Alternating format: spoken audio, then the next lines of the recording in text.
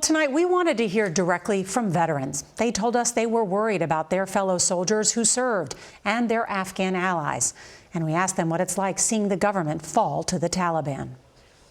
A knife stabbing you in the chest. It's like your heart being torn out. Sergeant Nick Stavanovich spent 2 years in Afghanistan and was devastated to see the government fall so quickly. I think it's going to be a rough few months for veterans of that war. And I think this has got the potential to not only re-traumatize, but to bring veterans into a dark, hopeless place. Dustin, what was your fear when you saw the Taliban take over?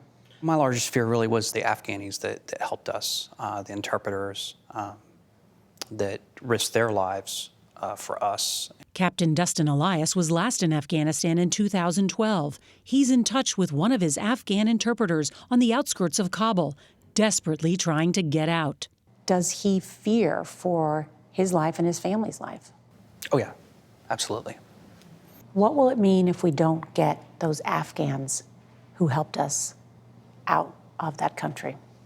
It'd be a dramatic failure on our part. These people that have risked their lives to help us to not do the same and help them morally is wrong.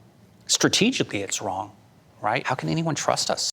Corporal Kada Kelleher worked closely with women and children in Afghanistan, getting girls access to school and women to work, rights that are in jeopardy under Taliban rule. Today, we saw women protesting in the streets of Kabul, demanding their rights. And that was actually a really hopeful moment. I felt like, as selfish as it sounds, I'm like, oh, we did plant the seed.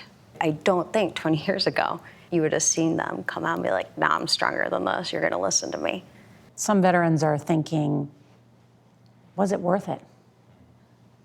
Were our sacrifices worth it? It was worth it. I had a thought this morning of an analogy. You know, if a doctor treats somebody with cancer and the cancer goes into remission for 20 years and then it comes back and it kills the person, was it worth it to treat the cancer? I think the person would argue that it was. We gave Afghanistan 2 decades of freedom. It made the world a better place. And I think veterans now have to understand, don't question whether what you did was worth it or not. Well, the VA is worried about that. We actually learned that the VA sent an email to 9 million people overnight, reminding veterans that they're not alone and offering resources like the Veterans Crisis Hotline. CBS News has learned that hotline has seen a substantial increase in calls since Kabul fell on Sunday.